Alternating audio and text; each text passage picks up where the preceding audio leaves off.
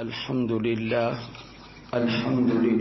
نحمده ونستعينه ونستغفره ونؤمن به ونتوكل عليه ونعوذ بالله من شرور أنفسنا ومن سيئات أعمالنا من يهده الله فلا مضل له ومن يضلله فلا هادي له ونشهد أن لا إله إلا الله وحده لا شريك له ونشهد أن سيدنا ومولانا محمدا عبده ورسوله أما بعد فأعوذ بالله من الشيطان الرجيم بسم الله الرحمن الرحيم وتزودوا فإن خير الزاد التقوى واتقون يا أولي الألباب قال النبي صلى الله عليه وسلم لا يدخل الجنة نمام صدق الله العظيم وصدق رسوله النبي الكريم اللهم صل على محمد وعلى آل محمد كما صليت على إبراهيم وعلى آل إبراهيم إنك حميد مجيد اللهم بارك على محمد وعلى آل محمد كما باركت على إبراهيم وعلى آل إبراهيم إنك حميد مجيد اللہ تعالیٰ نے ہمارے 3 گھر بنائے ہیں. جعل اللہ الدور للعباد ثلاثۃ، اور یہ ایک ایسی حقیقت ہے کہ جو ہمارے اذہان اور قلوب سے بالکل محو ہو جاتی ہے، خیال ہی نہیں جاتا ہمیں. ہم نے صرف اس ایک دار کو دیکھا ہے، ایک گھر کو دیکھا ہے، اور ہم سب کچھ اسی ایک گھر کو سمجھ رہے ہیں. حقیقت یہ نہیں ہے. حقیقت یہ ہے کہ اللہ تعالی نے انسان کے کتنے دار بنائے ہیں؟ 3 گھر بنائے ہیں. دار الدنیا، یہ دنیا کا گھر ہے، ودار البرزخ، اور ایک برزخ والا گھر ہے جس کا دوسرا نام قبر ہے، اور تیسرا ہے دار الآخرہ، وہ ہے آخرت کا گھر. ہم نے صرف اسی ایک گھر کو دیکھا ہے، اور ہم باقی 2 گھروں کو بھول چکے ہیں. کبھی ہم نے اس کی طرف دھیان نہیں دیا، توجہ نہیں کی ہم نے. اور ان تینوں سے ہمیں واسطہ پڑنا ہے. اس کے بعد پھر اگلا گھر ہے، اس کے بعد پھر اس سے اگلا گھر ہے. دنیا میں کتنا رہنا ہے یہ اللہ تعالیٰ نے کسی بھی انسان کو نہیں بتایا کہ تم نے یہاں کتنا رہنا ہے. کتنا رہنا ہے کسی کو کوئی پتہ نہیں ہے. ایک رمضان کے بعد دوسرا رمضان آتا ہے، وہ پہلے والے بہت سارے لوگ اس گھر سے کوچ کر جاتے، اور پھر دوسرے گھر میں ہم نے کتنا رہنا ہے، کتنے سال مٹی کے نیچے ہم پڑے رہیں گے، اس کا بھی کسی کو کوئی پتہ نہیں. اور جانا ضرور ہے، کیونکہ ہمارے اپنے اعزا و اقارب و احباب یہ سب کے سب ہم سے جدا ہو کے پہنچ چکے ہیں. اور جو آخری گھر ہے، جو مستقر ہے، جو مستقل ٹھکانہ ہے، اس کی لامحدود حیات، اس کا تو بالکل ہی کسی کو کوئی علم نہیں. یہ سب اللہ تعالیٰ نے اپنے علم میں رکھے ہوئے ہیں، مخفی ہیں. سب سے کم حیات وہ دنیا کی حیات، دنیا کی زندگی ہے. اللہ نے ہمیں اسی دنیا کی زندگی کے بارے میں نہیں بتایا کہ تم کتنا زندہ رہو گے. باقی حیات لمبی ہے، برزخی حیات بھی لمبی ہے، اور آخرت کی زندگی بھی لمبی ہے. آپ قرآن مجید کا مطالعہ کریں، احادیث رسول اللہ صلی اللہ علیہ وآلہ وسلم کا مطالعہ کریں، آپ کو یہ چیز واضح طور پر ملے گی کہ قرآن بار بار آخرت کا ذکر کرتا ہے، قبر کا بھی ذکر کرتا ہے. رسول اللہ صلی اللہ علیہ وسلم کی مجلس میں قبر کا ذکر ہوتا تھا. پہلا دار یہ دار العمل ہے، یہ دار الجزا نہیں ہے. دنیا دار العمل ہے. اس میں آپ جتنا عمل کر لیں گے اس کا پھل آپ کو قبر میں ملے گا، اس کا پھل آپ کو آخرت میں ملے گا. حتیٰ کہ آپ کے یہ کلمات پڑھے ہوئے جب آپ کو ان کا اجر ملے گا تو آپ حیران ہو جائیں گے۔ فرمایا کہ یہ کلمات ایسے ہیں کہ اگر کوئی نو مسلم صرف کلمہ پڑھ کے اسلام میں داخل ہو گیا اور اس کو قرآن مجید کا کوئی حصہ یاد نہیں ہے، نماز فرض ہے اس پر، لیکن اللہ اکبر کہے گا، ابھی تو اس کو سورہ فاتحہ بھی نہیں آتی، ابھی تو اس کو سورہ اخلاص بھی نہیں آتی، قرآن مجید کی کوئی اور سورت نہیں آتی، تو وہ پھر نماز جب اللہ اکبر کہے تو کیا پڑھے؟ وہ کھڑے ہو کر کیا پڑھے، رکوع کرے کیا پڑھے، سجدے میں جائے کیا پڑھے؟ فرمایا صرف یہی کلمات دہراتا رہے۔ اللہ کو قرآن مجید کے بعد سب سے پیارا کلام تو قرآن مجید ہے، اس کے بعد اللہ کو جو کلام پسند ہے وہ آپ کو سب کو آتا ہے، وہ ہے سبحان اللہ والحمد للہ ولا الہ الا اللہ واللہ اکبر ولا حول ولا قوت الا باللہ العلی العظیم۔ یہ کلمات اللہ تعالیٰ کو بہت پسند ہے۔ سبحان اللہ و بحمدہ، سبحان اللہ العظیم، سبحان اللہ العظیم و بحمدہ، یہ کلمات بہت پسند ہے اللہ کو۔ تو ہم نے یہ دیکھنا ہے کہ قبر جس کو ہم بھول چکے ہیں، بلکہ بھول ہی کیا، اب تو ہمارے دل اتنے سخت ہو گئے، جنازہ پڑا ہوتا ہے، جنازہ موجود ہے، اگر 5 منٹ بھی نماز جنازہ میں باقی ہیں تو ہماری زبانوں کو چپ نہیں آتی، بلکہ دنیاوی گفتگو اس وقت بھی جاری رہتی ہے۔ قبرستان میں جنازہ لے گئے، اگر قبر میں اتارتے ہوئے کچھ وقت لگ گیا ہے، مٹی ڈالتے ہوئے وقت لگ گیا ہے، ہم اس لیے واپس نہیں آتے کہ ہمارے یہ دوست کیا کہیں گے، رشتہ دار کیا کہیں گے، کہ دفنا کے بھی واپس نہیں آئے، تو اس وقت بھی ہماری سیاسی گفتگو، دنیا کی گفتگو جاری ہے۔ اب تو حیران کن بات یہ ہے کہ عبرت حاصل کرنے کی بجائے بڑے بڑے موبائلوں سے موویاں بنائی جا رہی ہیں، موت کی مووی بنائی جا رہی ہے۔ یہ دل کی سختی نہیں ہے تو اور کیا چیز ہے؟ یہ قساوت قلبی نہیں ہے تو اور کیا چیز ہے؟ یہ یعنی ہم کہاں تک چلے گئے ہیں؟ ہم نے ان چیزوں کو معمولی سمجھ لیا ہے، لیکن قبر کیا چیز ہے؟ آپ نے حدیث مشہور سنی ہے، نبی پاک صلی اللہ علیہ وآلہ وسلم کا ارشاد گرامی ہے، القبر روضۃ من ریاض الجنہ او حفرۃ من حفر النار۔ تم اس کو گڑھا سمجھ رہے ہو؟ یہ قبر جو ہے گڑھا ہے، اس گڑھے میں اتار کے واپس آ گئے۔ فرمایا نہیں، یا تو یہ جنت کے باغوں میں سے ایک باغ ہے یا جہنم کے گڑھوں میں سے ایک گڑھا ہے۔ تم اس کو سمجھ رہے ہو کہ یہ ایک عام سی چیز ہے، ہم ڈال کے آگے واپس ڈال کے واپس آ گئے ہم۔ اللہ اکبر کبیرہ، ہم نے عام سمجھ رکھا ہے نا اس کو۔ آئیں ذرا میں اس ہستی کا بھی ذکر کر دوں، پوری اس کائنات میں جو فضیلت، ایک ایسی فضیلت جو ان کو حاصل ہے، اس پوری کائنات میں کسی کو حاصل نہیں۔ ان کا نام نامی کیا ہے؟ حضرت سیدنا عثمان بن عفان رضی اللہ تعالی عنہ۔ سیدنا عثمان بن عفان رضی اللہ تعالی عنہ قبر کے ذکر سے اتنا روتے تھے، حتی یبل لحیتہ، یہاں تک کہ روتے روتے روتے اپنی داڑھی مبارک تر کر بیٹھتے، اور پانی، یہ آنسو حضرت کی اتنے جاری ہوتے کہ داڑھی سے ٹپ ٹپ نیچے گرنے لگتے تھے۔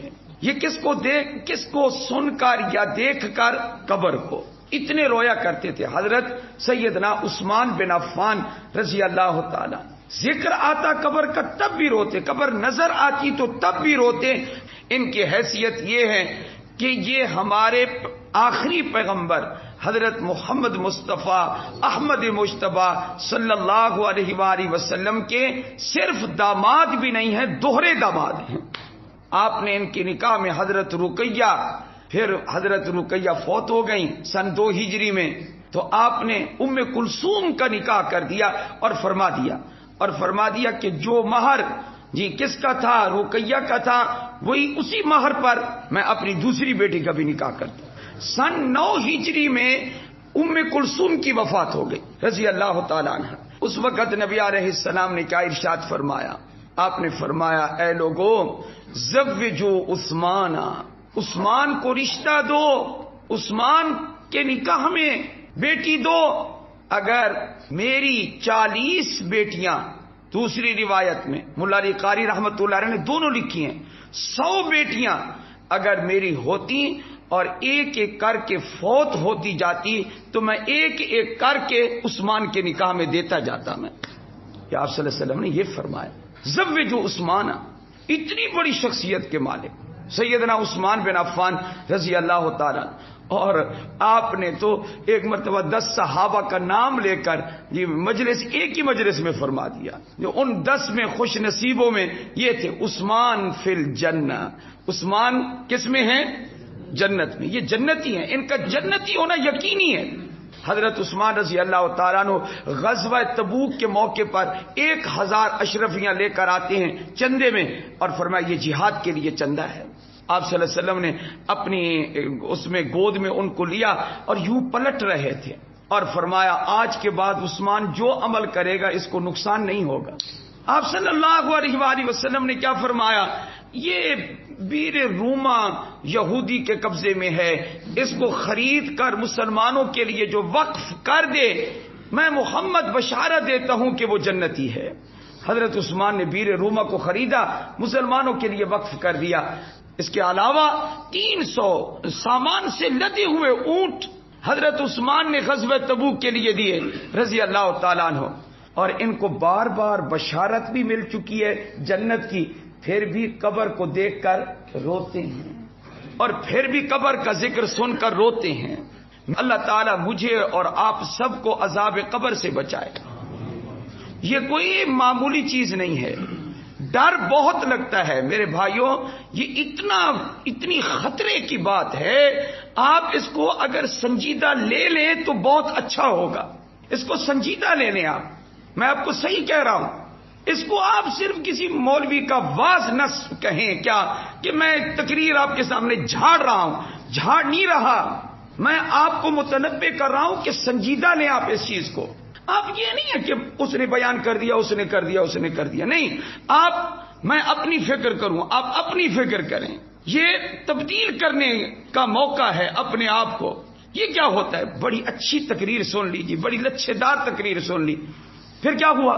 پھر ویسے کہ ویسے چغل خور آدمی نبی پاک صلی اللہ علیہ وسلم نے فرمایا جنت میں داخل نہیں. چغل خور نہیں داخل ہوگا.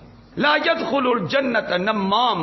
ادھر کی سنی ادھر لگا دی، ادھر سے سنی ادھر لگا دی، دونوں کو بھڑکا دیا، لڑا دیا. آپ نے حدیث نہیں سنی کہ آپ علیہ الصلوۃ والسلام کا گزر ہوا تو اللہ تعالیٰ نے قبر کا حال منکشف کر دیا. بخاری میں، مسلم میں، ابو داود میں، صحاح میں یہ حدیث موجود ہے کہ آپ علیہ الصلوۃ والسلام نے ارشاد فرمایا 2 قبر والوں کے پاس سے گزر ہوا، حال منکشف ہوا. اللہ نے آپ پر حال واضح کیا تو کیا فرمایا؟ فَإِنَّهُمَا لَيُعَذَّبَانِ. ان 2 قبر والوں کو عذاب ہو رہا ہے. آپ نے فرمایا ان 2 قبر والوں کو عذاب ہو رہا ہے. آپ صلی اللہ علیہ وسلم کی زبان مبارک آپ نے دیکھا اپنی آنکھوں سے، اللہ نے منکشف کیا وہ حال اور فرمایا وَمَا يُعَذَّبَانِ فِي كَبِيرٍ. اگر یہ ان 2 گناہوں سے بچنا چاہتے تو بچ بھی سکتے تھے. وہ تھے گناہ کبیرہ لیکن اس لحاظ سے وہ بڑے نہیں تھے کہ بچنا چاہتے تو بچ بھی نہ سکتے. بچ سکتے تھے لیکن بے پرواہی کی ہے. پھر آپ صلی اللہ علیہ وسلم نے صحابہ کے سامنے ان 2 گناہوں کا ذکر کیا. احدما یمشی فی النمیمہ کان یمشی فی النمیمہ. ان میں سے ایک کا کام طبیعت مزاج تھا، ایک کا کیا کہ لوگوں میں صلح چل رہی ہے، آپس میں اچھا ماحول چل رہا ہے اور ادھر کی ادھر، ادھر کی ادھر لگا لوگوں کے چگلیاں کر کے لڑا دیا لوگوں کو. اس کی وجہ سے قبر میں کیا ہوگا؟ عذاب ہوگا. علماء نے صراحتاً لکھا ہے چغل خوری کی وجہ سے قبر میں عذاب ہوتا ہے. اس گناہ کی عادت بڑی گندی ہوتی ہے. ہاں کرنے والے کو مزہ بڑا آتا ہے، چسکا ہوتا ہے. کیا دیکھو میں نے کیسے آگ لگا دی، میں نے کیسے بھڑکا دیا، میں نے کیسی دوستی توڑوا دی، میں نے کیسے ماحول خراب کر دیا. چسکا ایک ہے، طبیعت خوش ہوتی ہے، نفس خبیث خوش ہوتا ہے، اندر سے گندا نفس خوش ہوتا ہے. لیکن اس کی وجہ سے وقتی خوشی ہے، لیکن قبر میں کیا ہوگا؟ اس کی وجہ سے ہے قبر میں عذاب ہوگا. پہلے یہ کام عورتیں کیا کرتی تھی، چغل خوری والا کام، لڑانے والا کام یہ عورتیں کیا کرتی تھی. اب یہ کام مرد کرتے ہیں. مرد بھی چغلیاں کرتے ہیں. اور دوسرے کے بارے میں کیا ارشاد فرمایا؟ کان لا یستنزہ من البول، یہ جو دوسرا ہے یہ پیشاب کے چھینٹوں سے نہیں بچتا تھا. علماء نے لکھا ہے پیشاب کے چھینٹوں سے نہ بچنا عذاب قبر کا سبب ہے. اس لیے پیشاب کے چھینٹوں سے بچنا چاہیے اور آدمی کو اچھے طریقے سے طہارت حاصل کرنی چاہیے. پیشاب لگ بھی جائے اس کو دھو دینا چاہیے. پیشاب کے چھینٹوں سے بچنا بہت ضروری ہے. استنزہوا من البول فإن عامۃ عذاب القبر منہ، خود نبی علیہ السلام کی حدیث ہے پیشاب کے چھینٹوں سے بچو کیونکہ اکثر عذاب پیشاب کی وجہ سے ہوا کرتا ہے. یہ آپ صلی اللہ علیہ وسلم کا ارشاد گرامی. دو گناہ نمایاں ہیں، بہت نمایاں ہیں اور گناہ ہیں، لیکن اس حدیث میں صرف دو کا ذکر ہے. ان سے بچنا ہے. نبی علیہ الصلوۃ والسلام کا ارشاد گرامی ہے جب رکھا جاتا ہے قبر میں مردے کو، سرہانے کی طرف سے نماز، دائیں جانب سیام روزہ، بائیں جانب زکوٰۃ، بائیں جانب زکوٰۃ. یہ تینوں فرض ہیں جن کا میں نے ابھی ذکر کیا. یہ تینوں فرض ہیں. نماز فرض ہے اور روزہ فرض ہے اور زکوٰۃ بھی فرض ہے. اور پھر پاؤں کی جانب، پاؤں کی مردے کی پاؤں کی جانب کیا؟ فعل الخیرات، وہ جو نفلی کام کیے سارے وہ اس طرف ہیں. نفلی صدقہ کیا، صلہ رحمی کی ہے، رشتہ داروں کو تحفے تحائف دیے ہیں، رواجینہ دل سے دیے اور زیادہ لینے کی نیت سے بھی نہیں دیے جی، اور غریبوں کی مدد کی ہے. یہ سارے کام اس کے پاؤں کی جانب ہیں. اب میں دوبارہ کہتا ہوں یاد ہو جائے کہ سرہانے کی طرف نماز ہے اور دائیں جانب صیام روزہ ہے اور بائیں جانب زکوٰۃ ہے اور جتنے نفلی کام آپ نے کیے وہ پاؤں کی جانب ہیں.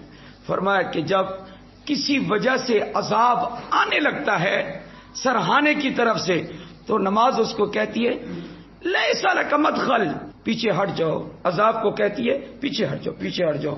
کیوں؟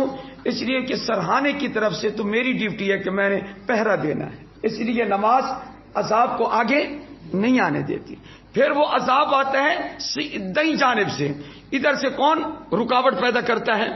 روزہ. پھر عذاب آتا ہے بائیں جانب سے. ادھر سے رکاوٹ کون پیدا کر دیتی ہے؟ زکوٰۃ. پھر کہتے ہیں چلو ایک ہی راستہ ہے، وہ کون سا؟ میں ادھر سے آ جاتا ہوں. ادھر سے اس کے صدقے ہوتے ہیں، خیرات ہوتی ہے، غریبوں کی مدد ہوتی ہے، رشتہ داروں کی مدد ہوتی ہے. یہ سارا ثواب اس طرف آ کر رکاوٹ پیدا کر دیتا ہے کہ عذاب نہیں ہوگا. اللہ کے نبی صلی اللہ علیہ وسلم نے فرمایا یہ وہ اعمال ہیں جو مردے کو عذاب قبر سے بچاتے ہیں. یہ وہ اعمال ہیں. لیکن یاد رکھیں اگر یہ کام بھی کوئی کر کے جائے گا اور اس کا عقیدہ درست نہیں ہوگا تو میں آپ کو قرآن کی ایک آیت کا حوالہ دیتا ہوں. عقیدے کا درست ہونا پہلے نمبر پر شرط ہے. اللہ تعالیٰ نے فرمایا ان الذین قالوا ربنا اللہ، بے شک وہ لوگ جنہوں نے کہا ہمارا رب صرف اور صرف اللہ ہے، ثم استقاموا، پھر اس پر ڈٹ گئے، شرک نہیں کیا. فرمایا کہ شرک نہ کرنے والوں کے لیے یہ سارے اعمال کام آئیں گے. لیکن اگر عقیدہ شرک والا ہے پھر نہ نماز کام آئے گی، نہ روزہ کام آئے گا، نہ زکوٰۃ کام آئے گی اور نہ وہ کام آئے گا. اس لیے ان تمام اعمال کے کرنے سے پہلے اپنے عقیدے کو کیا کریں؟ آپ درست کریں. اللہ ہم سب کو عمل کی توفیق عطا فرمائے.